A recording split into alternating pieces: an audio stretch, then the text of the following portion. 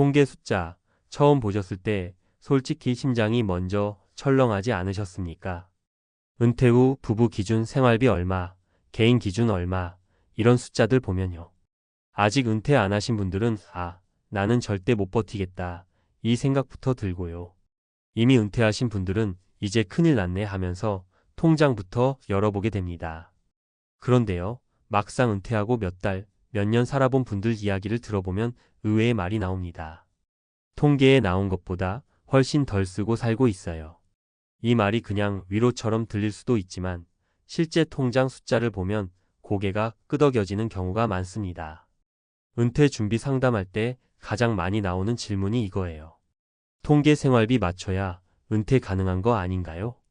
그런데 통계는 말 그대로 평균입니다. 누군가는 그 평균을 끌어올리고 누군가는 그 평균보다 훨씬 아래에서 삽니다. 문제는 은퇴 전에는 대부분 스스로를 평균 이상으로 가정한다는 거죠. 지금까지 열심히 벌어왔고 남들만큼은 살아왔으니까요. 하지만 은퇴 후 삶은 완전히 다른 규칙으로 움직입니다. 회사 다닐 때를 한번 떠올려 보세요. 아침마다 나가야 했고 점심은 밖에서 해결했고 회식도 있었고 옷도 계속 샀고 차도 굴려야 했습니다. 그때 쓰던 돈 중 상당수는 선택이 아니라 유지 비용이었죠. 직장인이라는 신분을 유지하기 위한 돈이었습니다. 은퇴하는 순간 이 비용들이 생각보다 조용히 사라집니다. 그래서 통계로 본 생활비와 실제 체감 생활비 사이에 큰 차이가 생기기 시작합니다. 실제 사례 하나 말씀드릴게요. 서울 근교에 사는 63세 남성분 이야기입니다. 은퇴 전에는 통계 생활비 보고 너무 겁이 나서 은퇴를 3년이나 미뤘던 분이에요. 막상 은퇴하고 나서 가계부를 써봤더니 월 지출이 통계보다 거의 절반 가까이 줄었습니다. 비결이 특별했을까요? 전혀 아닙니다.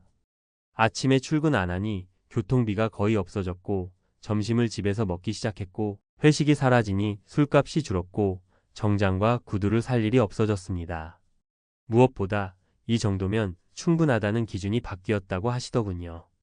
예전엔 남들과 비교했지만 지금은 본인 하루 리듬에 맞춰 산다는 겁니다. 두 번째 사례는 은퇴한 60대 부부입니다. 통계 생활비 기준으로 보면 늘 불안해야 할 상황이었어요. 그런데 실제로는 매달 조금씩 돈이 남았습니다. 이 부부가 바꾼 건 소비 항목이 아니라 소비 방식이었어요. 외식 횟수를 줄인 게 아니라 외식의 기준을 바꿨습니다. 비싼 곳을 포기한 대신 자주 가던 단골집으로 옮겼고 여행을 안 간 게 아니라 성수기를 피해 갔습니다.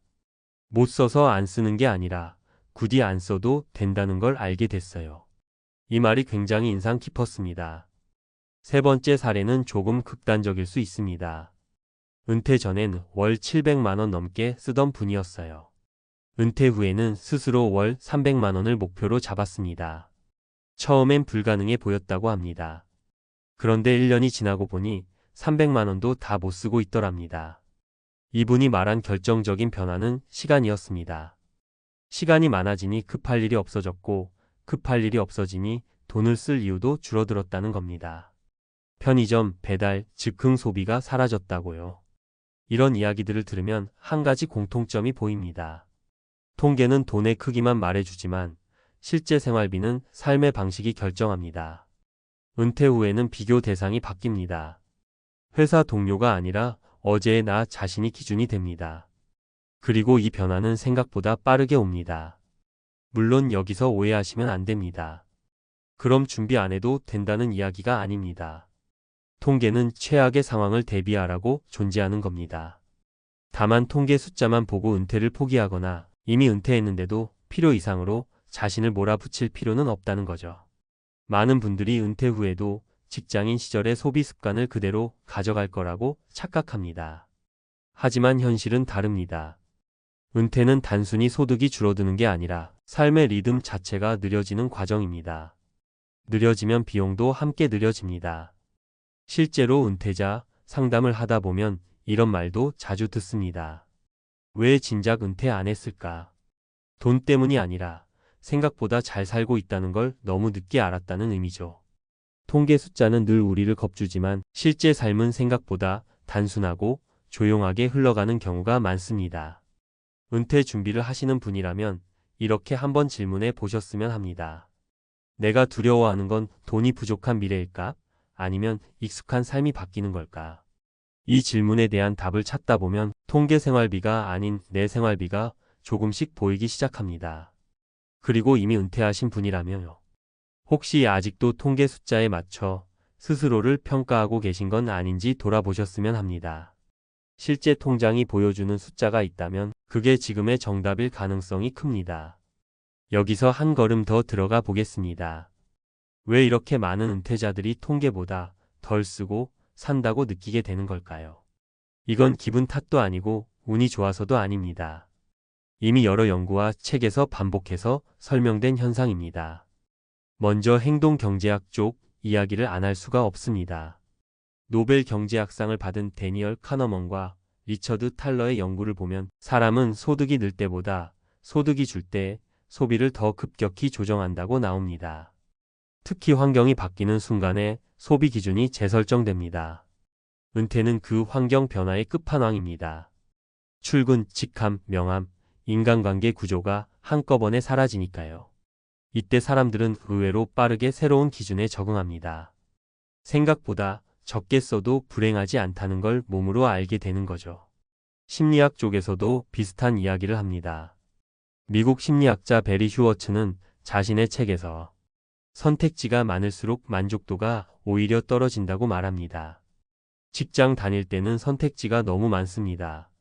어디서 먹을지, 뭘 입을지, 어떤 차를 타야 할지 이 선택들이 전부 돈으로 연결됩니다. 그런데 은퇴 후에는 선택지가 줄어듭니다. 놀랍게도 이게 불편함이 아니라 안정감을 줍니다. 선택이 줄어들수록 소비도 줄고 후회도 줄어듭니다. 노년학 연구에서도 중요한 힌트가 나옵니다. 사회정서적 선택 이론이라는 게 있는데요. 나이가 들수록 사람은 미래의 보상보다 현재의 만족을 더 중시하게 된다는 이론입니다. 쉽게 말하면 남에게 보여주기 위한 소비보다 내가 편안한 소비를 선택하게 된다는 겁니다. 그래서 은퇴자들은 비싼 것보다 익숙한 것을 택합니다. 새로운 대신 편안한 걸 고릅니다. 이 변화가 통계보다 생활비를 낮추는 핵심 요인입니다. 책에서도 비슷한 증언이 계속 나옵니다.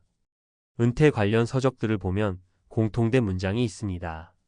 은퇴 후 가장 큰 변화는 돈이 아니라 욕망이다. 욕망이 줄어들면 같은 돈을 써도 만족도가 오히려 올라갑니다. 그래서 은퇴 후 생활비를 계산할 때 단순히 숫자만 가져오는 건 굉장히 위험합니다. 그 숫자가 전제하는 삶의 방식이 이미 지나간 삶일 수 있기 때문입니다. 여기서 중요한 포인트가 하나 있습니다.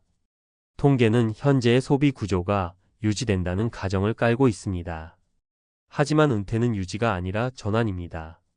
전환이 일어나면 사람은 의외로 빠르게 적응합니다. 이건 수많은 장기 패널 연구에서도 확인된 사실입니다. 처음 6개월에서 1년 사이에 소비 구조가 재편되고 그 이후에는 안정 구간에 들어간다는 결과가 반복해서 나옵니다. 그래서 은퇴 준비를 할 때 가장 위험한 건 이런 생각입니다. 지금 쓰는 만큼 평생 써야 한다. 이 생각이 은퇴를 불필요하게 공포로 만듭니다. 반대로 가장 현실적인 질문은 이겁니다. 내 삶에서 없어져도 되는 지출은 무엇일까? 이 질문에 답하기 시작하면 통계 숫자는 더 이상 절대적인 기준이 되지 않습니다. 마지막으로 꼭 드리고 싶은 말이 있습니다. 통계보다 적게 쓰는 은퇴자들의 공통점은 절약을 잘해서가 아닙니다. 포기해서도 아닙니다. 덜 필요한 삶으로 자연스럽게 이동했을 뿐입니다. 이 차이를 이해하시면 은퇴 준비의 방향이 완전히 달라집니다. 은퇴는 숫자 싸움이 아니라 기준을 바꾸는 싸움입니다. 그리고 이 싸움에서 이기는 사람들은 대부분 통계보다 조용하고 통계보다 단순하게 살고 계십니다. 은퇴하자마자 우편함을 열었는데 연금 안내문이 아니라 낯선 고지서 한 장이 먼저 눈에 들어옵니다. 숫자를 보는 순간 숨이 턱 막힙니다. 아직 통장에 연금이 들어오기도 전인데 매달 빠져나갈 건강보험료가 적혀 있습니다. 회사 다닐 때보다 훨씬 큽니다. 그때 다들 비슷한 생각을 하십니다. 이게 맞나? 내가 뭘 잘못한 건가? 그리고 아주 조용히 노후에 대한 불안이 시작됩니다. 회사에 다닐 때는 솔직히 건강보험료를 깊이 생각해 본 적이 없습니다. 월급에서 알아서 빠져나가고 회사가 절반을 내주니 체감이 거의 없었습니다. 그런데 은퇴와 동시에 상황이 완전히 바뀝니다. 직장 가입자에서 지역 가입자로 넘어가는 순간 건강보험료는 월급 기준이 아니라 당신이 지금까지 살아온 흔적을 기준으로 매겨지기 시작합니다. 집, 예금, 자동차, 예전에 벌었던 소득까지 전부 한꺼번에 끌어와서 계산합니다. 그래서 많은 분들이 말합니다. 은퇴 후 가장 먼저 무너진 건 통장이 아니라 마음이었다고요. 첫 번째 이야기는 대기업에서 오래 근무하고 정년을 채운 김모 씨 이야기입니다. 퇴직 전 마지막 월급 명세서를 보면서 이제 좀 쉬어도 되겠구나 싶었다고 합니다. 국민연금도 나오고 퇴직금도 있으니 당장 굶을 일은 없다고 생각했습니다. 그런데 은퇴하고 2달 뒤 받은 건강보험료 고지서를 보고 멍해졌습니다. 월 40만 원 가까운 금액이 찍혀 있었습니다. 김 씨는 소득이 거의 없었습니다. 연금이 전부였죠. 그런데 문제는 아파트 한 채였습니다. 오래전에 산 집이었고 팔 생각도 없었는데 그 재산 하나 때문에 보험료가 크게 매겨진 겁니다. 김 씨가 가장 억울해했던 말이 아직도 기억에 남습니다. 돈 벌 때는 그렇게 떼 가더니 이제 안 벌어도 계속 내라는 거잖아요. 이때 김 씨가 깨달은 건 하나였습니다. 은퇴 준비에서 보험료는 늘 마지막에 밀려났다는 사실이었습니다. 두 번째 사례는 은퇴 후 소소한 임대소득을 기대했던 박모 씨 부부 이야기입니다. 부부는 노후 대비로 작은 상가를 하나 가지고 있었습니다. 월세는 70만 원 남짓. 큰 돈은 아니지만 연금에 보탰으면 좋겠다고 생각했습니다. 그런데 지역 가입자로 전환되자 이 월세 소득이 그대로 반영됐고 건강보험료는 눈에 띄게 올라갔습니다. 계산해보니 월세로 들어오는 돈 중 상당 부분이 다시 보험료로 빠져나갔습니다. 박 씨 부부는 이렇게 말합니다. 연금은 적어도 안정적인데 월세는 받자마자 다시 뺏기는 기분이었어요. 은퇴자에게 작은 소득 하나가 얼마나 민감하게 작용하는지 그제야 실감한 순간이었습니다. 세 번째 이야기는 조기 은퇴 후 프리랜서 일을 병행하던 이모 씨입니다. 은퇴하고 나서도 완전히 손을 놓긴 싫어서 가끔 자문 일을 했습니다. 한 달에 한두 번, 많아야 몇십만 원 수준이었습니다. 그런데 문제는 그 가끔이었습니다. 그 소득이 다음에 건강보험료 산정에 반영되면서 일하지 않는 달에도 높은 보험료를 계속 내야 했습니다. 이 씨는 말합니다. 조금이라도 벌면 마음이 편할 줄 알았는데 오히려 보험료 때문에 더 불안해졌어요. 은퇴 후 소득은 많고 적음보다 형태가 더 중요하다는 걸 뒤늦게 알게 된 겁니다. 이런 사례들이 보여주는 공통점이 있습니다. 은퇴자 대부분은 돈을 얼마나 모았는지만 생각하지 그 돈이 어떤 방식으로 평가되는지는 깊게 따져보지 않았다는 점입니다. 건강보험료는 은퇴자의 생활비를 조용히 그러나 꾸준히 잠식합니다.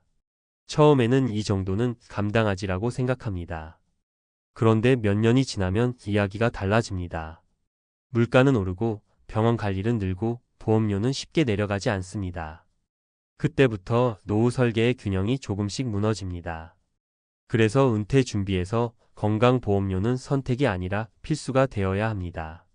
직장을 그만두기 전에 한 번쯤은 꼭 계산해 봐야 합니다.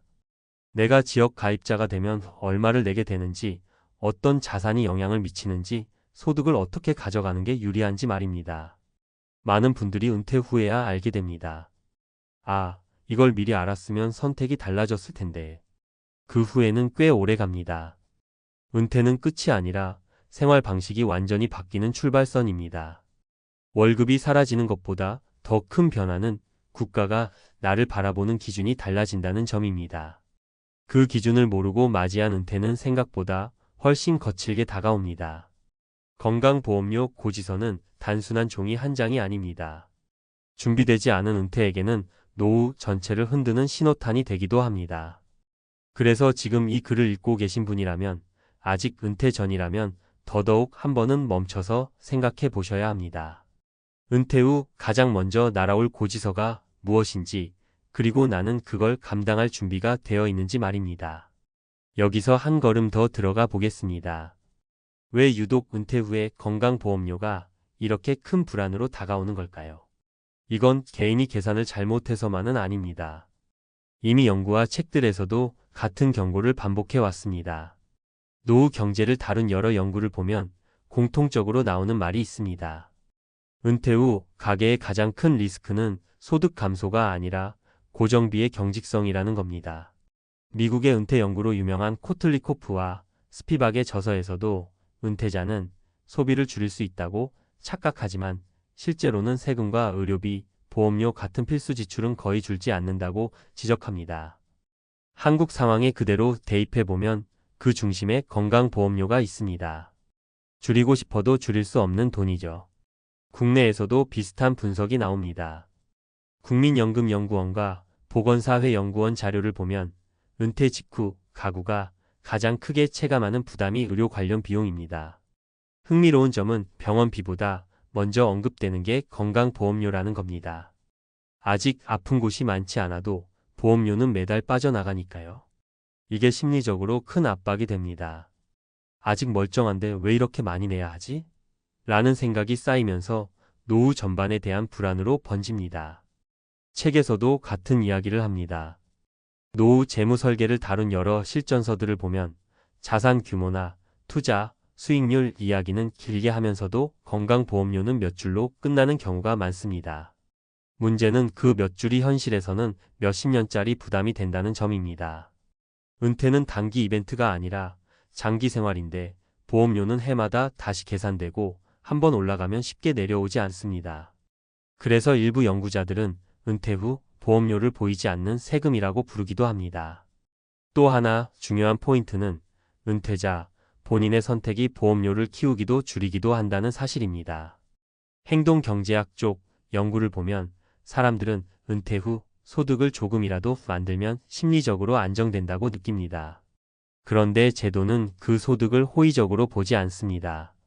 소액 임대소득, 간헐적 근로소득, 일회성 자물료 같은 것들이 다음에 보험료를 밀어 올리는 구조입니다. 이건 개인이 게을러서가 아니라 제도를 잘 모른 채 좋은 선택이라고 믿고 행동했기 때문에 생기는 문제입니다. 그래서 은퇴 준비에서 정말 중요한 건 돈을 더 버는 방법이 아니라 돈을 어떤 형태로 남겨둘 것인가입니다.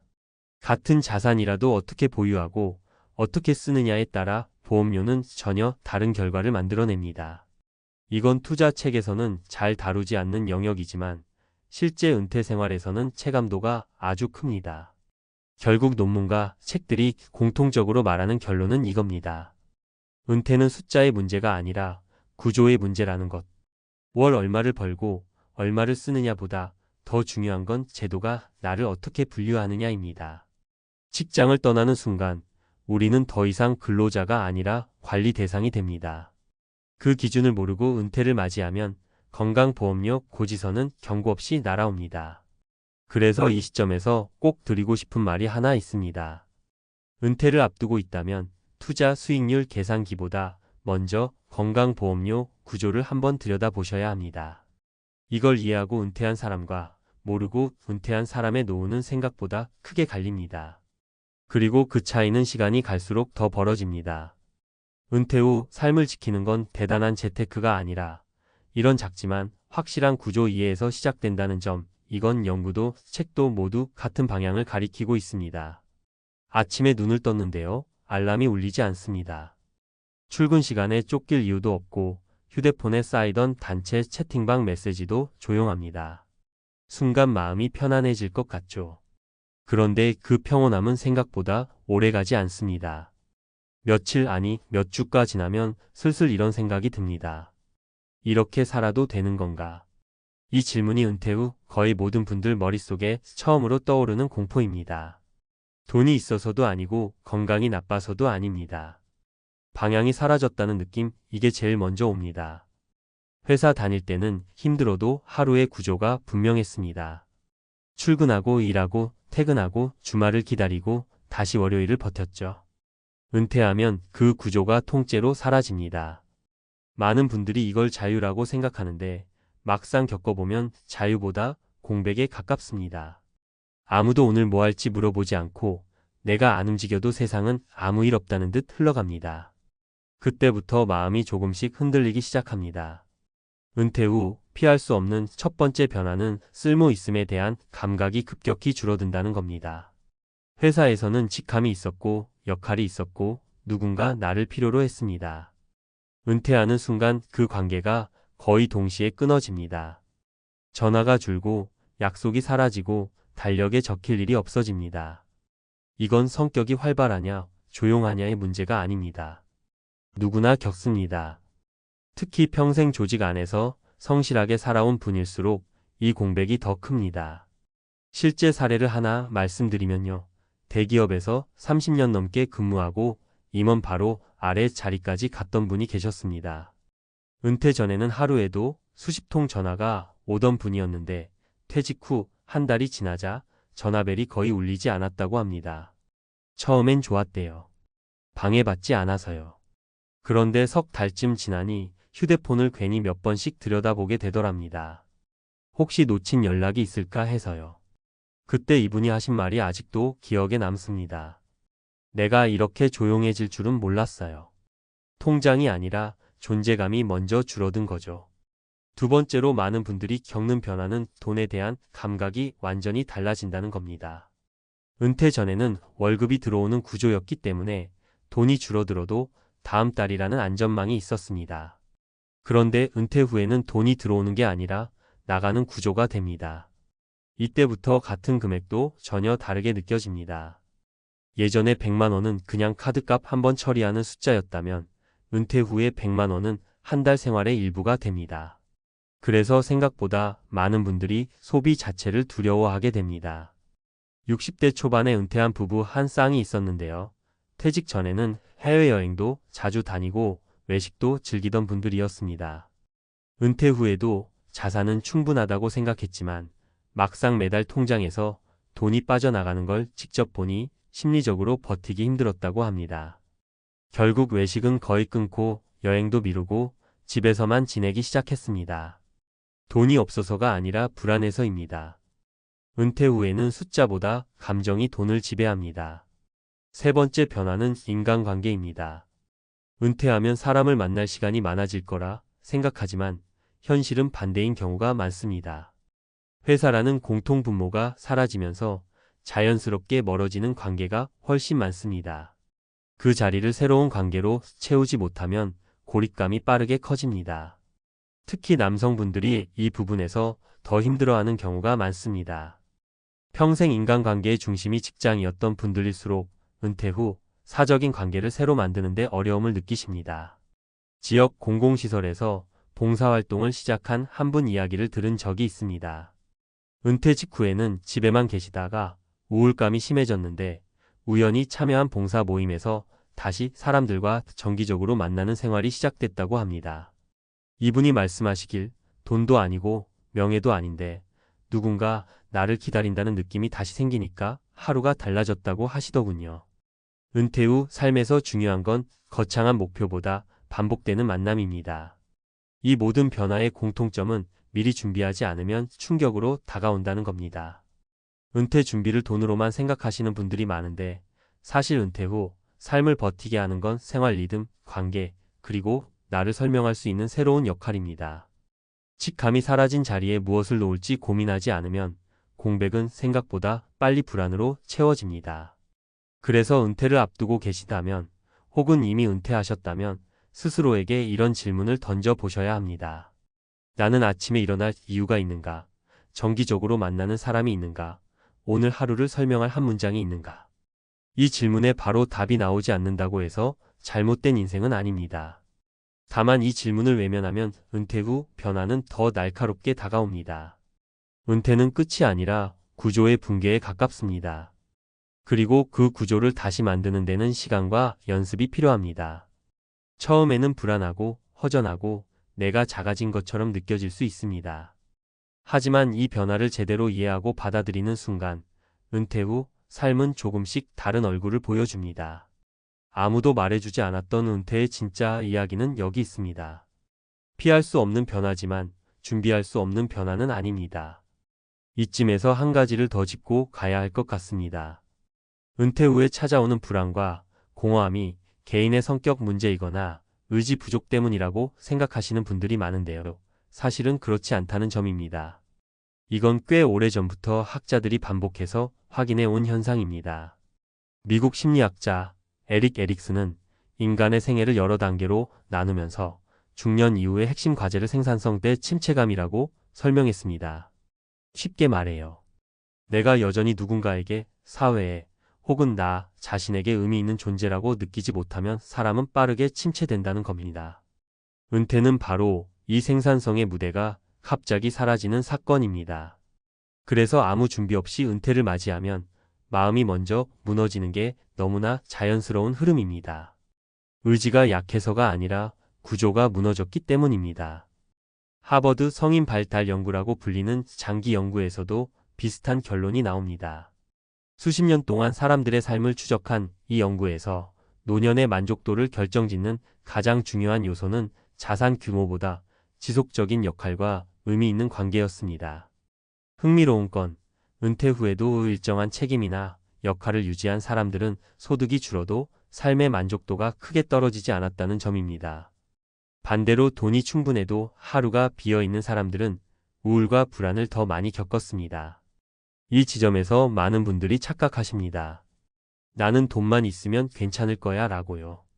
그런데 실제 연구 결과는 정반대 방향을 가리킵니다. 노벨 경제학상 수상자인 데니얼 카너먼의 연구를 보면 일정 수준 이상의 소득을 넘어서면 행복감은 더 이상 크게 증가하지 않습니다. 특히 은퇴 이후에는 돈이 주는 안정감보다 내가 오늘 무엇을 했는지 설명할 수 있는가가 정서에 더 큰 영향을 미칩니다. 통장은 숫자로 채워질 수 있지만 하루는 숫자로 채워지지 않기 때문입니다. 의사이자 작가인 아툴 가완디는 그의 책 어떻게 죽을 것인가에서 노년의 삶을 이렇게 설명합니다. 사람은 나이가 들어서도 통제감과 목적이 유지될 때 훨씬 안정된 삶을 산다고요. 여기서 말하는 목적은 거창한 목표가 아닙니다. 매주 가는 장소, 정기적으로 만나는 사람, 내가 빠지면 빈자리가 느껴지는 작은 역할입니다. 은퇴 후 삶에서 이게 없으면 아무리 건강하고 여유가 있어도 삶의 체감 온도는 급격히 낮아집니다. 국내 연구도 비슷합니다. 은퇴 직후 우울감을 겪는 사람들의 공통점을 분석해보면 경제 수준보다 사회적 연결망이 급격히 줄어든 경우가 훨씬 많습니다. 특히 회사 중심으로 인간관계를 형성해 온 분들일수록 은퇴 후 고립을 더 강하게 느낍니다. 그래서 은퇴 준비에서 가장 늦게 후회하는 게 인간관계라는 말이 나옵니다. 돈은 계산이라도 해봤는데 사람은 계산해 본 적이 없다는 거죠. 여기서 중요한 해설 하나 드리고 싶습니다. 은퇴 후 삶은 비워내는 단계가 아니라 재설계 단계라는 겁니다. 일을 안 하는 삶이 아니라 다른 방식으로 삶을 운영하는 단계입니다. 그런데 많은 분들이 은퇴를 휴식의 끝판왕처럼 상상하다 보니 재설계를 전혀 준비하지 못한 채 맞이하게 됩니다. 그 결과가 바로 이유 없는 불안, 사소한 소비에도 움찔하는 마음, 점점 줄어드는 대화입니다. 그래서 은퇴를 앞두고 있거나 이미 은퇴하셨다면 지금이라도 이렇게 접근하셔야 합니다. 돈을 더 벌 방법보다 내가 어떤 리듬으로 한 주를 보낼지, 누구와 얼마나 자주 만날지, 내가 빠지면 누군가 불편해질 작은 역할은 무엇인지 말입니다. 이 세 가지가 정리되기 시작하면 논문과 책에서 말하는 은퇴 후 안정 구간에 서서히 진입하게 됩니다. 아무도 말해주지 않았던 은퇴의 진실은 이겁니다. 불안은 실패의 신호가 아니라 전환기의 신호라는 것. 그리고 이 전환기는 혼란스럽지만 방향만 잡히면 생각보다 길게 그리고 안정적으로 이어질 수 있다는 점입니다. 은퇴는 내려오는 길이 아니라 다른 높이에서 다시 걷는 길에 가깝습니다. 아침에 눈을 떴는데 갈 곳이 없다는 생각이 먼저 들면 가슴이 철렁 내려앉으시죠. 시계는 6시 반을 가리키고 있는데 출근할 필요는 없고 휴대폰에는 아무 연락도 없습니다. 그 순간 머릿속을 스치는 생각, 아마 이거일 겁니다. 이러다 나 쓸모없는 사람 되는 거 아닌가. 그래서 많은 분들이 은퇴하자마자 다시 일을 찾습니다. 하고 싶어서가 아니라 불안해서요. 쉬면 안 될 것 같아서요. 그런데요, 은퇴 후 가장 위험한 선택이 뭔지 아십니까?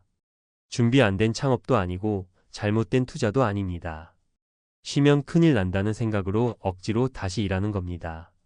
몸은 출근하는데 마음은 이미 은퇴해버린 상태로요. 회사 다닐 때는 버티는 게 미덕이었습니다. 힘들어도 참고 싫어도 웃고 의미 없어 보여도 해야 했죠. 그런 삶을 수십 년 살았는데 은퇴하고 나서도 똑같이 살아야 할까요? 사실 은퇴는 다시 일하라는 신호가 아니라 이제 쉬어도 된다는 허락에 가깝습니다. 문제는 우리가 그 허락을 스스로에게 안 해준다는 거죠. 많은 분들이 이렇게 말씀하십니다. 쉬면 더 불안해질 것 같아서요. 그런데 현장에서 보면 불안의 원인은 쉼이 아니라 쉼에 대한 죄책감인 경우가 훨씬 많습니다. 놀면 안 될 것 같고 생산적이지 않으면 실패한 인생 같고 돈을 안 벌면 존재 가치가 떨어지는 느낌. 이게 은퇴 후 사람을 가장 빨리 무너뜨립니다. 첫 번째 사례를 하나 말씀드려 보겠습니다. 53세 퇴직한 남성분 이야기입니다. 주변에서 다들 말렸습니다. 그래도 뭐라도 해야 하지 않겠냐고요. 본인도 처음엔 그 말이 맞는 것 같아서 경비 아르바이트를 시작했습니다. 그런데 2달 만에 몸보다 마음이 먼저 지쳤다고 하셨습니다. 누가 시킨 것도 아닌데 또다시 의리된 기분이 견디기 힘들었다고요. 결국 일을 그만두고 선택한 건 아주 단순한 생활이었습니다. 아침에 늦게 일어나고 동네 한 바퀴 걷고 집에서 밥 해 먹고 오후엔 책 조금 보고 낮잠 자는 삶. 돈은 거의 안 벌었지만 소비도 줄었고 무엇보다 밤에 잠을 잘 자기 시작했습니다. 그분이 이런 말을 하셨습니다. 일 안 하니까 불안해질 줄 알았는데 오히려 마음이 조용해졌어요. 두 번째 사례는 여성분 이야기입니다. 정년보다 조금 일찍 퇴직하고 나서 바로 재취업을 하셨습니다. 주변에서 여자는 더 가만히 있으면 안 된다는 말이 많았다고 하더군요. 그 말에 떠밀리듯 다시 일했지만 하루하루가 버거웠다고 합니다. 퇴근하고 나면 이유 없이 눈물이 나고 주말이 와도 회복이 안 됐다고요. 결국 1년 만에 일을 정리하고 본격적으로 쉬는 삶을 선택했습니다. 특별한 계획은 없었습니다. 수영장 다니고 평일 낮에 장 보고 집에서 혼자 밥 먹는 정도. 그런데 신기하게도 몇 달 지나니 마음이 먼저 안정됐다고 하셨습니다. 비교할 사람이 없어지니까 스스로를 깎아내릴 이유도 사라졌다는 겁니다. 일을 그만둔 게 아니라 나를 괴롭히던 기준을 그만둔 느낌이었다고요. 세 번째 사례는 부부 이야기입니다. 은퇴 후 둘 다 집에 있으니 처음엔 숨이 막혔다고 합니다. 괜히 사소한 일로 싸우고 하루 종일 TV만 보며 시간을 죽였다고요. 그래도 다시 일은 하지 말자고 약속했습니다. 최소 반년은 그냥 쉬어보자고요. 그렇게 아무 목표 없이 시간을 보내다 보니 어느 순간 생활 리듬이 생겼습니다. 아침은 느리게, 오후엔 같이 산책, 저녁엔 간단한 요리. 외식도 줄고 불필요한 소비도 자연스럽게 사라졌습니다. 무엇보다 서로에게 왜 아무것도 안 하냐는 말을 하지 않게 됐다고 합니다. 아무것도 안 해도 하루가 충분히 간다는 걸 그때 처음 알았다고 하시더군요. 은퇴 후 쉬는 삶은 게으름이 아닙니다. 그건 회복이고 재정비이고 인생의 속도를 다시 맞추는 과정입니다. 문제는 우리가 그 과정을 너무 서둘러 끝내려 한다는 겁니다. 쉬는 게 불안해서, 쉬는 내가 초라해 보여서 또다시 일이라는 익숙한 감옥으로 돌아가려 합니다. 정보 하나만 분명히 말씀드리겠습니다. 은퇴 후 행복도를 결정짓는 가장 큰 요인은 소득이 아니라 자율성입니다. 내가 오늘 뭘 할지 스스로 정할 수 있는지, 아무것도 안 해도 괜찮다고 느끼는지, 이게 무너지면 아무리 돈을 벌어도 마음은 계속 불안합니다. 은퇴는 더 열심히 살라는 신호가 아닙니다. 잘 살아왔으니 이제는 천천히 살아도 된다는 신호입니다. 억지로 다시 일하지 않아도 됩니다. 진짜 삶은, 진짜 행복은 쉬는 데서 시작되는 경우가 훨씬 많습니다. 앞에서 말씀드린 쉬는 삶이 감정적인 위안만은 아니라는 점, 여기서부터는 조금 더 깊게 짚어보겠습니다. 이건 위로 차원의 이야기가 아니라 꽤 많은 연구와 책에서 반복해서 확인된 사실에 가깝습니다. 먼저 사람들이 가장 많이 착각하는 부분부터 말씀드리겠습니다. 우리는 흔히 이렇게 생각합니다. 쉬면 금방 무기력해질 거고 아무것도 안 하면 우울해질 거라고요. 그런데 실제 연구 결과는 그 반대에 훨씬 가깝습니다. 문제는 쉼이 아니라 통제권 없는 활동입니다. 억지로 하는 일, 선택권 없이 하는 일, 의미를 느끼지 못하는 활동이 사람을 더 빨리 지치게 만듭니다. 노벨 경제학상을 받은 데니얼 Kahneman은 그의 책 싱킹, 패스트 언드 슬로우에서 이런 이야기를 합니다.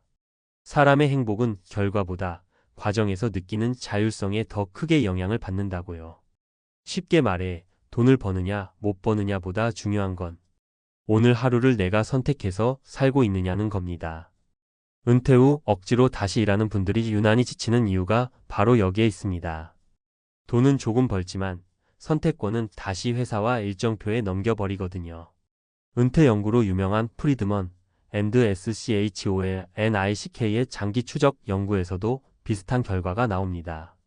은퇴 직후 바로 재취업한 집단과 일정 기간 아무것도 안 하고 쉰 집단을 비교했더니 중장기 삶의 만족도는 오히려 충분히 쉰 쪽이 더 높았습니다. 특히 처음 12년 동안은 생산성보다 회복에 집중한 사람들이 우울, 불면, 건강 악화를 훨씬 덜 겪었다고 합니다. 이 시기를 건너뛰고 바로 일로 들어간 경우 겉보기엔 멀쩡해 보여도 속에서는 소진이 계속 누적됐습니다. 책에서도 같은 이야기가 반복됩니다. 4,000 Weeks라는 책이 있습니다. 인생은 약 4,000주밖에 안 되는데 우리는 끝까지 유용해야 한다는 압박 속에서 산다는 내용입니다. 저자는 말합니다. 아무것도 하지 않는 시간은 낭비가 아니라 인간이 인간으로 돌아오는 시간이라고요. 은퇴 후 쉬는 삶이 불안한 이유는 우리가 게을러서가 아니라 평생 쓸모 중심으로만 살아왔기 때문입니다. 여기서 중요한 포인트 하나 짚고 가야 합니다. 쉬는 삶이라는 건 아무 생각 없이 시간을 죽이라는 뜻이 아닙니다.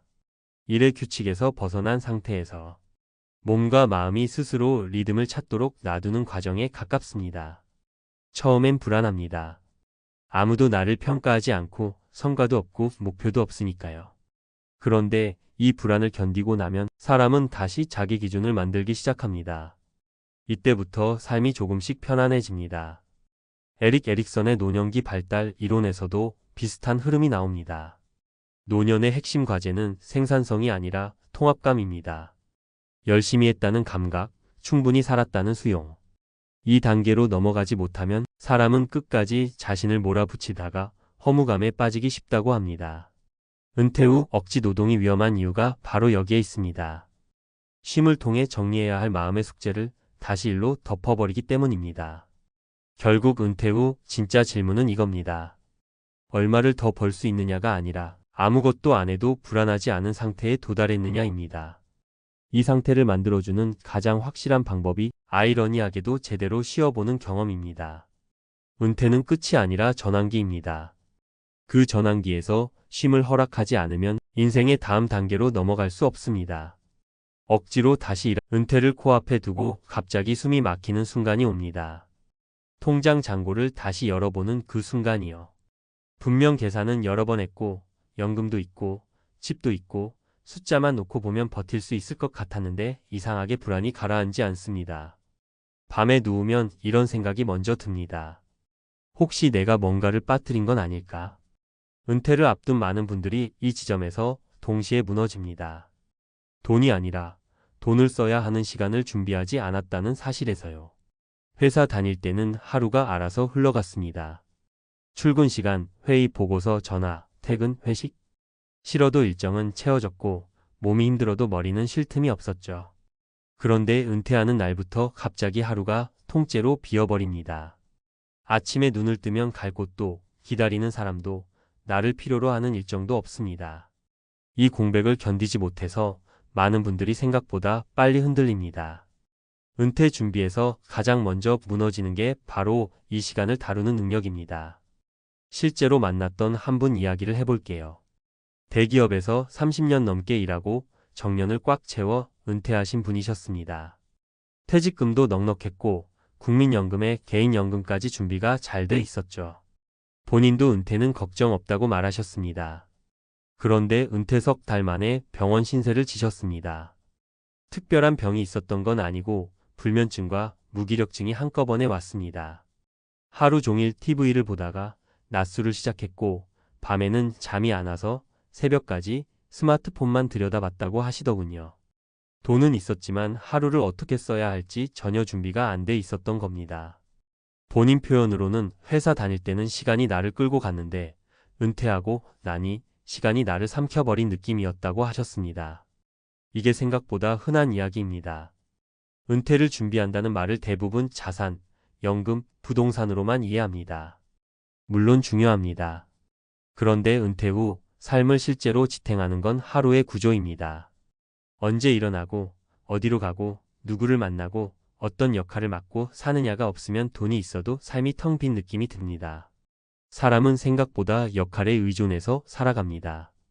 직함이 사라지는 순간 내가 누구인지 흔들리는 이유가 여기에 있습니다. 또 다른 사례를 하나 말씀드릴게요. 이분은 은퇴 후에 바로 자영업을 시작하셨습니다. 주변에서 다들 말렸지만 가만히 있는 게 더 무서울 것 같아서 작은 가게를 열었다고 하시더군요. 처음에는 바쁘니까 괜찮았습니다. 그런데 문제는 시간이 아니라 방향이었습니다. 회사에서 하던 일과는 전혀 다른 종류의 노동이었고 매출에 대한 압박이 매일 따라다녔습니다. 결국 몸은 더 고되고 마음은 더 불안해졌습니다. 이분도 나중에 이렇게 말씀하셨어요. 쉬는 법을 모른 채 은퇴했고 노는 법도 배우지 않은 채 다시 일부터 시작한 게 가장 큰 실수였다고요. 은퇴 준비에서 빠진 건 돈이 아니라 아무것도 하지 않아도 괜찮은 상태를 연습해보지 않았던 겁니다. 반대로 준비가 잘 된 분들도 계십니다. 이분은 은퇴하기 몇 년 전부터 일부러 회사 밖에 시간을 만들었습니다. 주말마다 정해진 시간에 도서관에 가서 글을 쓰고 평일 저녁에는 동네 걷기 모임에 나갔습니다. 은퇴 후에도 그대로 이어갈 수 있는 리듬을 미리 만들어둔 거죠. 은퇴 후에 갑자기 새로운 인생을 시작한 게 아니라 이미 살고 있던 삶에서 회사만 빠진 느낌이었다고 하셨습니다. 이분은 돈 이야기를 거의 하지 않으셨습니다. 대신 하루가 어떻게 흘러가는지, 오늘 누구를 만났는지, 다음 주에 뭘 할 예정인지 이야기를 더 많이 하셨습니다. 은퇴 후 삶이 안정된 사람들의 공통점이 딱 이겁니다. 통장보다 달력을 먼저 채워놓았다는 것. 많은 연구에서도 은퇴 후 만족도를 결정하는 핵심 요인으로 소득보다 일상의 구조와 사회적 연결을 꼽습니다.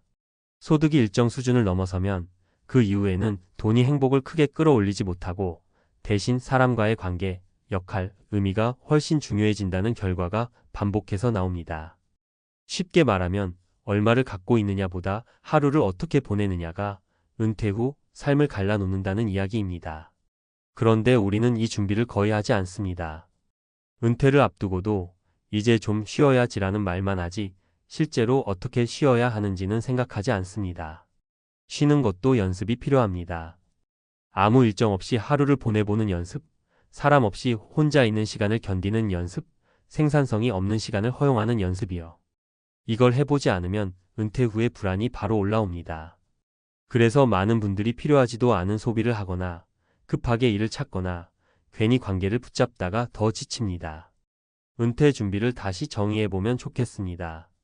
얼마가 있느냐를 점검하기 전에 은퇴 후 첫 월요일 아침을 떠올려보는 겁니다.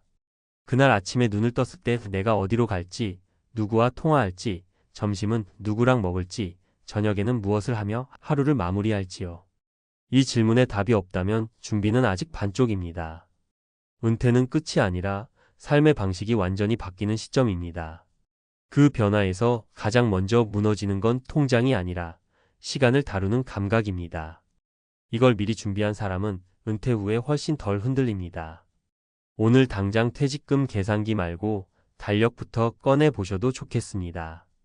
은퇴 후에도 계속 이어가고 싶은 하루의 모습이 있는지 솔직하게 한 번만 적어 보셔도 충분히 큰 준비가 됩니다. 앞에서 이야기한 시간이 무너지는 문제는 개인 성격이나 의지의 문제가 아니라는 점을 꼭 짚고 가고 싶습니다. 이건 이미 여러 연구와 책에서 반복해서 확인된 구조적인 현상입니다. 다시 말해, 준비를 안 해서가 아니라 준비의 방향이 잘못됐기 때문에 생기는 문제라는 거죠. 미국 사회학자들이 은퇴자를 장기간 추적한 연구를 보면 흥미로운 결과가 나옵니다. 은퇴 직후 소득 감소보다 더 큰 스트레스를 유발한 요인은 하루 동안 의미 있다고 느낀 활동의 수가 급감했다는 점이었습니다. 직장에 있을 때는 원하든 원하지 않든 하루에 여러 개의 역할을 수행합니다. 보고하는 사람, 결정하는 사람, 책임지는 사람, 때로는 후배를 챙기는 사람. 이 역할들이 한순간에 사라지면 뇌는 그걸 상실로 인식합니다.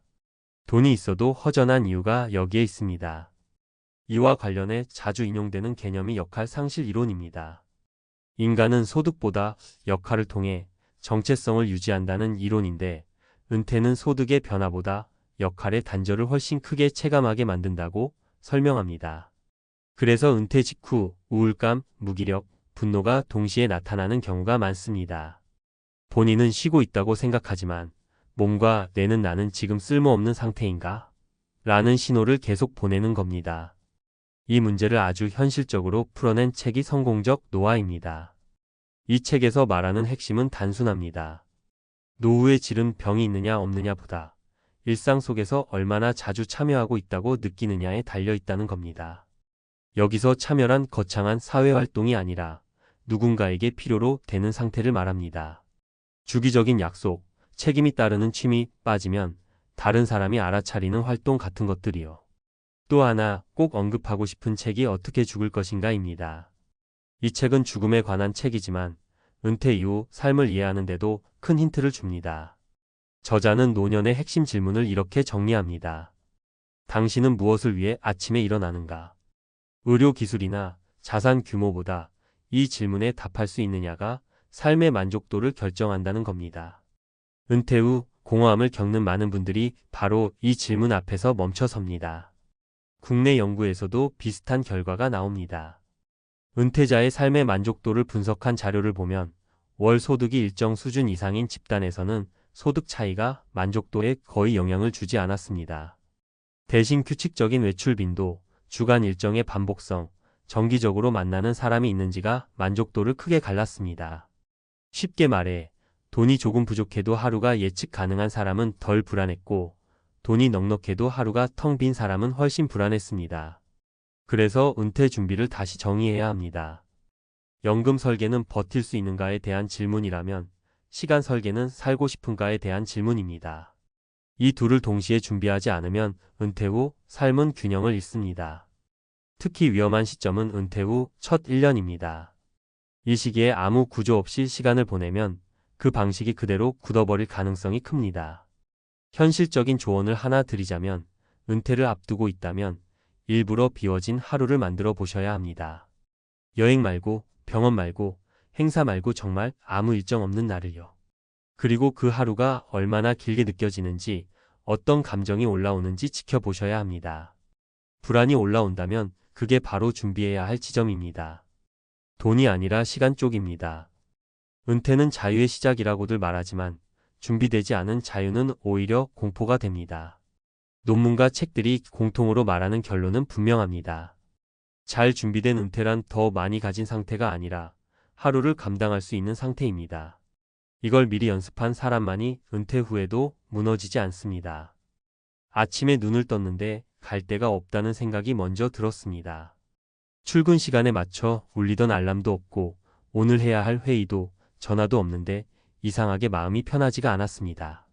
이게 내가 그렇게 기다리던 은퇴 맞나? 이런 생각, 은퇴하신 분들 꽤 많이 해보셨을 겁니다. 그런데 더 무서운 건 그 다음이었습니다. 하루 이틀은 괜찮은데 일주일, 한 달이 지나도 삶의 중심이 안 잡히는 거죠. 이때 70대 선배님들이 입을 모아 말린 선택이 하나 있습니다. 그때 그 선택만 안 했어도 지금 이렇게 안 살았을 텐데라며 고개를 젓던 그 장면이 아직도 생생합니다. 솔직히 은퇴 전에는 다들 비슷한 꿈을 꾸잖아요. 퇴직하면 좀 쉬고 하고 싶었던 거 하고 여행도 다니고 늦잠도 자고. 그런데 막상 은퇴를 해보니 자유보다 먼저 찾아오는 건 불안이었습니다. 돈 걱정만이 아니라 내가 이제 어떤 사람인지 모르겠다는 불안 말입니다. 회사라는 간판이 사라지고 나니까 나는 뭘 하는 사람이지? 라는 질문이 매일같이 따라 붙습니다. 이때 많은 분들이 서둘러 뭔가를 선택합니다. 다시 일자리를 구하거나 창업을 하거나 갑자기 큰 돈을 써서 새로운 삶을 시작하려고 하죠. 바로 이 선택을 70대 선배님들은 가장 먼저 말렸습니다. 첫 번째 사례는 대기업에서 30년 넘게 일하고 은퇴한 60대 후반 김 선배님 이야기입니다. 퇴직하자마자 집에 있는 게 너무 괴로워서 딱 석 달 만에 작은 가게를 차리셨습니다. 사람도 만나고 하루가 금방 가겠지라는 생각이었다고 합니다. 그런데 현실은 전혀 달랐습니다. 아침부터 밤까지 가게를 지켜야 했고 손님 없는 시간에는 시간이 더 안 갔습니다. 무엇보다 문제는 마음이었습니다. 회사 다닐 때보다 더 초조해지고 매출에 따라 하루 기분이 완전히 흔들렸다고 합니다. 결국 몇 년 버티다가 가게를 접었는데 김 선배님이 하신 말이 이거였습니다. 은퇴하고 나서 가장 후회되는 게 쉬는 연습도 안 하고 바로 다시 일에 매달린 거야. 70대가 된 지금은 하루에 해야 할 일을 일부러 줄이고 오전 산책과 도서관 가는 시간만으로도 충분히 하루가 채워진다고 하시더군요. 두 번째는 은퇴 후 돈만 있으면 된다고 믿었던 박 선배님 사례입니다. 평생 성실하게 모은 돈이 있었고 연금도 나오니까 큰 걱정은 없다고 생각하셨습니다. 그래서 은퇴 후엔 인간관계도 정리하고 혼자만의 시간을 즐기겠다고 마음먹으셨죠. 처음엔 정말 좋았다고 합니다. 누구 눈치 볼 일도 없고 조용하고 자유롭고. 그런데 23년이 지나면서 상황이 달라졌습니다. 말할 사람이 없어지고 아플 때 전화할 사람이 없다는 사실이 점점 크게 다가온 겁니다. 박 선배님은 돈보다 무서운 게 고립이더라고 하셨습니다. 70대가 된 지금 그분이 가장 후회하는 선택은 사람 관계를 너무 빨리 끊어버린 것이었습니다. 은퇴 후엔 오히려 의도적으로 사람을 만나야 하는데 그걸 너무 늦게 깨달았다고 하시더군요. 세 번째 사례는 은퇴 후 삶을 한 번에 바꾸려 했던 이 선배님 이야기입니다. 도시를 떠나 시골로 내려가면 삶이 평온해질 거라고 믿으셨습니다. 집도 짓고 텃밭도 가꾸고 TV에서 보던 여유로운 노후를 그대로 살 수 있을 거라고 생각하셨죠. 하지만 막상 내려가 보니 하루가 너무 길고 외롭고 불편한 게 많았습니다. 병원 하나 가려면 반나절이 걸리고 대화할 사람도 마땅치 않았습니다. 이 선배님이 70대가 되어 하신 말이 인상 깊었습니다. 환경을 바꾸는 건 생각보다 큰 결단인데 나는 내 마음 준비가 안 된 상태에서 장소부터 바꿔버렸어. 은퇴 후 가장 말리고 싶은 선택이 바로 도망치듯 큰 결정을 하는 것이라고 하셨습니다. 이 세 분의 이야기를 관통하는 공통점이 하나 있습니다. 은퇴 후 불안이 올라올 때 그 불안을 빨리 없애려고 서두른 선택이 오히려 더 큰 후회로 이어졌다는 점입니다. 70대 선배님들은 하나같이 이렇게 말합니다. 은퇴 후엔 뭔가를 더 해야 할 것 같아서 불안해지지만 사실은 하지 않아도 되는 걸 줄이는 연습이 먼저라고요. 일, 돈, 관계, 공간까지 인생에서 너무 당연하게 붙잡고 있던 것들을 하나씩 내려놓는 시간이 필요하다는 겁니다. 은퇴 준비를 하시는 분들이나 이제 막 은퇴하신 분들께 꼭 전하고 싶은 말이 있습니다. 은퇴는 새로운 시작이 맞지만 속도를 내야 하는 출발선은 아닙니다. 70대 선배님들이 가장 먼저 말린 선택은 준비되지 않은 상태에서 인생을 다시 설계하려고 한 그 조급함이었습니다. 조금 쉬어도 괜찮고 당장 답이 없어도 괜찮습니다. 하루를 어떻게 채울지보다 하루를 어떻게 견딜 수 있을지를 먼저 생각해 보셔야 합니다. 지금 이 글을 읽으시면서 마음 한켠이 불편해지셨다면 그건 아마도 이미 같은 질문을 하고 계시기 때문일 겁니다. 나는 은퇴 후에 뭘 하며 살아야 하지? 라는 질문 말입니다. 70대 선배님들의 답은 의외로 단순했습니다. 무언가를 새로 선택하기 전에 그동안 너무 당연하게 해왔던 선택들을 잠시 멈춰 보라는 것. 은퇴 후 삶은 더 채우는 게 아니라 잘 비워야 비로소 보이기 시작한다고 말입니다. 앞선 70대 선배님들 이야기를 조금 더 깊게 들여다보면 이게 단순한 개인 경험담이 아니라는 걸 알게 됩니다. 실제로 학계에서도 은퇴 이후 삶에서 가장 큰 위험 요인으로 소득 감소보다 정체성 상실을 먼저 꼽습니다. 미국 사회학자 조지 바일런트가 수십 년간 진행한 성인 발달 연구에서도 비슷한 결론이 나옵니다. 사람을 가장 빨리 무너뜨리는 건 돈의 부족이 아니라 나는 이제 쓸모없는 사람이 아닐까라는 생각이라고 합니다. 은퇴 후 많은 분들이 불안해지는 이유도 여기서 시작됩니다. 회사 다닐 때는 직함 하나로 하루가 설명됐습니다. 부장이면 부장답게, 과장이면 과장답게 살면 됐죠. 그런데 은퇴하는 순간 그 설명서가 사라집니다. 이 공백을 견디기 힘들어서 사람들은 다시 일에 매달리거나 큰 결정을 통해 자신을 증명하려고 합니다. 문제는 이게 단기 처방이라는 겁니다. 심리학에서는 이를 역할 중독이라고 부르는데 평생 맡아온 역할이 사라지면 불안을 느끼고 비슷한 역할을 급히 찾아 나서는 현상입니다. 이와 관련해 은퇴 연구로 유명한 독일 막스 플랑크 인간발달연구소의 논문을 보면 흥미로운 대목이 나옵니다. 은퇴 직후 바로 새로운 일을 시작한 그룹보다 일정 기간 아무 역할도 갖지 않고 적응 시간을 가진 사람들이 장기적으로 삶의 만족도가 더 높았다는 결과입니다. 처음에는 무기력과 불안을 더 크게 느꼈지만 그 시간을 통과한 뒤에는 스스로 삶의 리듬을 만들어냈다는 겁니다. 70대 선배님들이 좀 쉬는 연습부터 했어야 했다고 말한 이유가 여기랑 정확히 맞닿아 있습니다. 책에서도 같은 이야기를 합니다. 은퇴 후의 심리학을 다룬 여러 연구소에서 반복해서 나오는 문장이 있습니다. 은퇴는 사건이 아니라 과정이라는 말입니다. 퇴직하는 날이 끝이 아니라 최소 몇 년에 걸쳐 정체성이 재구성되는 시간이라는 겁니다. 그런데 우리는 은퇴를 마치 이사처럼 생각합니다. 오늘 회사 다니고 내일부터 새로운 인생이 시작될 거라고요.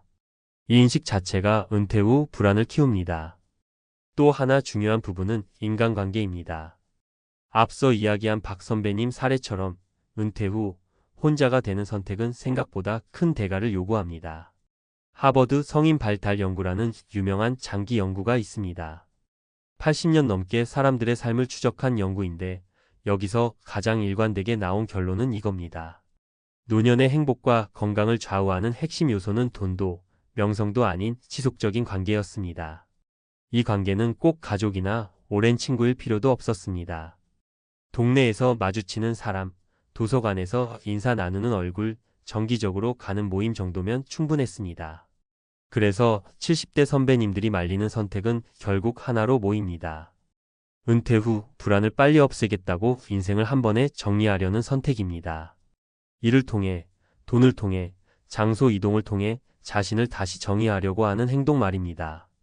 연구와 책들이 공통으로 말하는 건 은퇴 후엔 새로운 정답을 찾기보다 질문을 바꾸는 게 먼저라는 점입니다. 나는 무엇을 해야 하는가가 아니라 나는 어떤 하루를 견딜 수 있는 사람인가라는 질문 말입니다.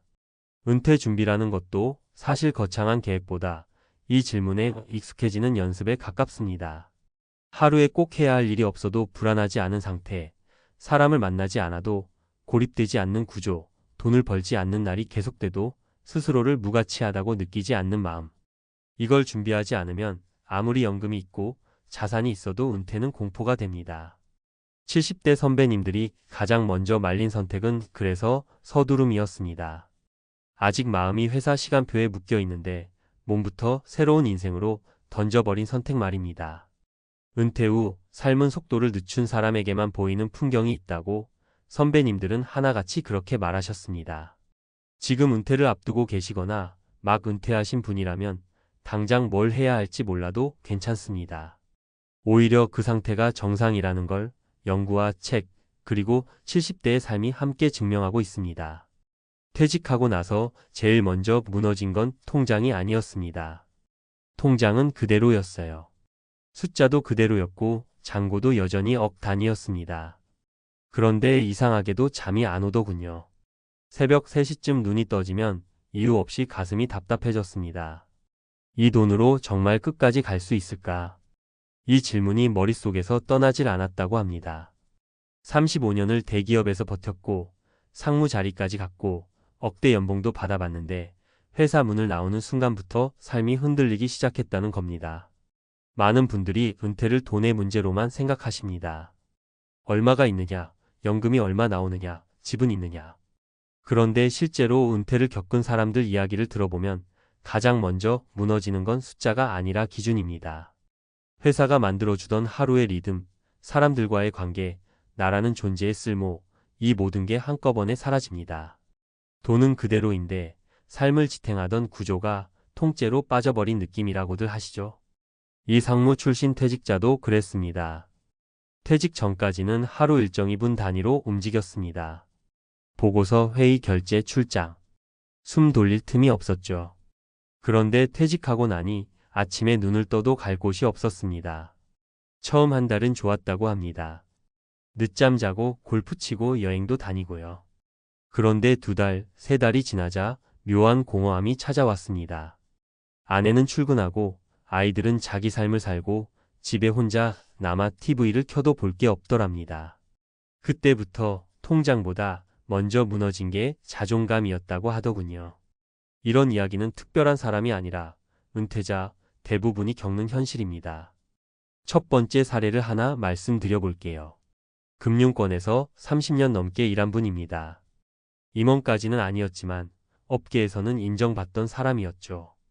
퇴직금과 예금, 연금까지 합치면 노후 걱정은 없어 보였습니다. 그런데 은퇴 후 1년이 지나자 이분이 가장 힘들어한 건 돈이 아니라 인간관계였습니다. 회사 사람들과는 자연스럽게 연락이 끊겼고 그동안 바쁘다는 이유로 소홀했던 친구들과도 막상 만날 말이 없었습니다. 내가 회사 이름 빼고 나면 남는 게 없더라는 말이 지금도 기억에 남습니다. 결국 이분은 우울증 진단을 받고 병원을 다니기 시작했습니다. 통장은 멀쩡했지만 마음이 먼저 바닥을 친 겁니다. 두 번째 사례는 대기업 연구소에서 일하다 퇴직한 분 이야기입니다. 이분은 은퇴 전부터 준비를 잘했다고 스스로 생각했습니다. 재테크도 했고 연금도 챙겼고 은퇴 후에는 소소하게 컨설팅을 하며 지낼 계획이었죠. 그런데 막상 은퇴하고 보니 생각처럼 일이 들어오지 않았습니다. 회사에 있을 때는 이름만 대면 알아주던 사람이었는데 밖에 나오니 아무도 그 경력을 필요로 하지 않았던 겁니다. 그때 이분이 느낀 감정은 배신감보다 허탈감이었다고 합니다. 내 인생 전부를 회사에 맞췄는데 회사 밖에서는 아무 쓸모가 없구나. 이 깨달음이 오고 나서 자신이 쌓아온 커리어를 다시 바라보게 됐다고 하더군요. 세 번째 사례는 조금 다른 이야기입니다. 제조업 계열사에서 임원으로 일하다 퇴직한 분인데 이분은 은퇴 직후부터 바쁘게 움직였습니다. 창업을 준비했고 지인들과 사업 이야기를 나눴고 투자도 조금씩 했습니다. 겉으로 보면 은퇴를 잘 넘긴 것처럼 보였죠. 그런데 2년 뒤 이분은 이렇게 말했습니다. 일을 안 하면 불안해서 시작한 건데 막상 해보니 더 불안해졌어요. 수익이 기대만큼 나오지 않자 스트레스가 커졌고 그동안 쌓아둔 자산이 줄어드는 걸 보며 잠을 못 이루게 됐다고 합니다. 은퇴 후의 불안은 일을 한다고 사라지는 게 아니라 오히려 방향 없이 움직일수록 커질 수 있다는 걸 보여주는 사례였습니다. 이 세 가지 사례의 공통점이 뭔지 보이시나요? 모두 돈은 어느 정도 준비돼 있었습니다. 문제는 돈 이후의 삶을 어떻게 설계했느냐였습니다. 많은 분들이 은퇴를 일을 안 해도 되는 상태라고 생각하시는데 실제 은퇴는 새로운 구조를 다시 짜야 하는 상태에 가깝습니다. 회사가 대신 짜주던 하루를 이제는 스스로 설계해야 합니다. 이걸 준비하지 않으면 통장은 버텨줘도 마음이 먼저 무너집니다. 특히 대기업 임원 출신일수록 이 충격이 더 큽니다. 직급이 높을수록 회사 안에서의 역할과 정체성이 강했기 때문입니다. 누군가의 결제를 맡고 조직을 움직이고 책임을 지던 사람이 하루아침에 아무 결정도 하지 않는 존재가 됩니다. 이 변화에 적응하지 못하면 나는 아직 쓸모 있는 사람인가라는 질문에 계속 시달리게 됩니다. 그래서 은퇴 준비에서 가장 중요한 건 통장 잔고를 늘리는 것만이 아닙니다. 은퇴 후에도 나를 설명할 수 있는 언어를 만드는 겁니다. 나는 어떤 사람인지, 하루를 어떻게 보내고 싶은지, 누구와 관계를 맺고 싶은지. 이 질문에 답이 없는 상태로 은퇴를 맞이하면 아무리 많은 돈이 있어도 불안은 사라지지 않습니다. 은퇴는 끝이 아니라 완전히 다른 경기로 넘어가는 순간입니다. 지금까지의 룰이 더 이상 통하지 않는다는 걸 인정해야 합니다. 회사에서의 성공 공식을 은퇴 후 삶에 그대로 가져오려 하면 오히려 상처만 커집니다. 천천히 속도를 낮추고 나에게 맞는 리듬을 다시 만드는 과정이 필요합니다. 이걸 준비한 사람과 그렇지 않은 사람의 은퇴는 몇 년 지나지 않아 완전히 다른 모습이 됩니다. 억대 연봉을 받았던 그 상무 출신 퇴직자는 이렇게 말했습니다. 은퇴하고 나서야 알았어요. 진짜 노후 준비는 돈 다음이더라고요. 이 말이 낯설게 느껴지신다면 지금이 바로 생각해 볼 때일지도 모릅니다. 통장은 아직 멀쩡할지 몰라도 그 이후의 삶은 누가 대신 준비해주지 않으니까요.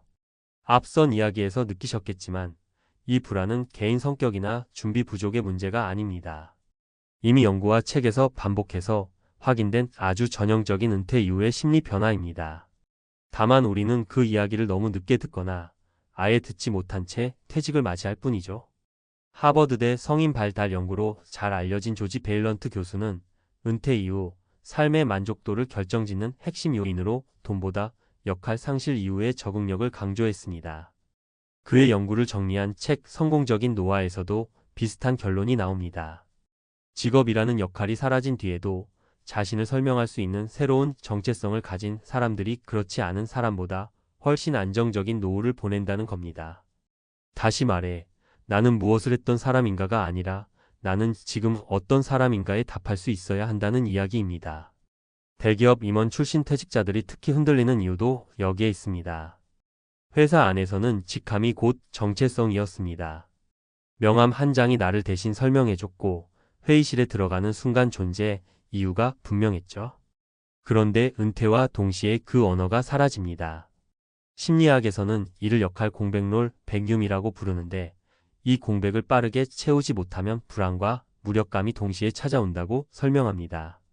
이와 관련해 자주 언급되는 책이 은퇴의 심리학입니다. 이 책에서는 은퇴 이후 불안의 정체를 이렇게 말합니다.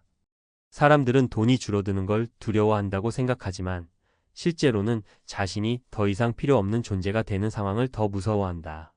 앞서 나온 사례들에서 통장은 멀쩡한데 마음이 먼저 무너진 이유가 여기에 있습니다. 또 하나 중요한 연구는 미국 스탠퍼드대 노화 연구팀의 분석입니다. 이들은 은퇴 후 우울감이 가장 높아지는 시점을 퇴직 직후가 아니라 보통 1년에서 3년 사이로 봤습니다. 처음에는 해방감이 있지만 시간이 지나면서 쓸모감의 결핍이 누적되기 때문입니다. 이 시기에 의미 없는 재취업이나 무리한 창업으로 방향을 잡는 경우가 많은데 연구팀은 이를 불안을 견디기 위한 행동 중독이라고 표현했습니다. 가만히 있으면 불안하니 뭔가를 하지 않으면 안 되는 상태가 된다는 겁니다. 그래서 은퇴 준비에서 점점 강조되는 개념이 심리적 연금입니다. 재무적 연금이 매달 돈을 준다면 심리적 연금은 매일의 이유를 줍니다. 루틴 관계, 작은 책임, 그리고 나만의 역할입니다. 실제로 은퇴 후 만족도가 높은 사람들을 보면 공통점이 있습니다. 대단한 일을 하지 않습니다. 다만 매주 정해진 요일에 가는 장소가 있고 기다리는 사람이 있고 본인이 맡은 작은 몫이 있습니다. 돈을 벌지 않아도 괜찮습니다. 대신 쓸모 있다는 감각이 유지됩니다. 여기서 많은 분들이 착각하십니다. 그럼 은퇴 전에 뭔가 거창한 취미나 사명을 찾아야 하나요? 꼭 그렇지 않습니다. 책 두 번째 산에서 데이비드 브룩스는 인생 후반부의 의미는 발견이 아니라 재구성이라고 말합니다. 이미 해왔던 일, 익숙한 성향, 쌓아온 경험을 다른 속도와 다른 방식으로 다시 쓰는 과정이라는 거죠. 억대 연봉을 받던 상무 출신이 은퇴 후 흔들리는 이유는 실패해서가 아닙니다. 너무 한 가지 역할에 최적화된 성공을 해왔기 때문입니다. 그래서 은퇴 이후의 삶은 성공의 연장이 아니라 균형의 회복에 가깝습니다. 덜 중요해지는 것들을 내려놓고 지금까지 미뤄왔던 것들을 하나씩 올려놓는 과정이죠. 은퇴는 준비하지 않으면 공포가 되지만 이해하면 관리 가능한 변화가 됩니다.